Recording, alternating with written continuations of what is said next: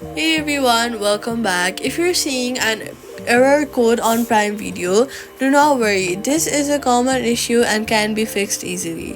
First, note down the error code because it helps identify the problem type. Next, check your internet connection because most error codes happen due to weak or unstable Wi-Fi. Then restart your router and try again.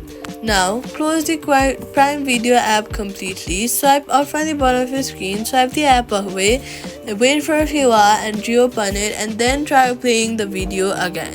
Next, if the error still appears, restart your device to clear temporary system issues. Then make sure your Prime Video app is updated to the latest version. Head over to your app store, search for your app, and update your app if you've not already because outdated apps often show error codes.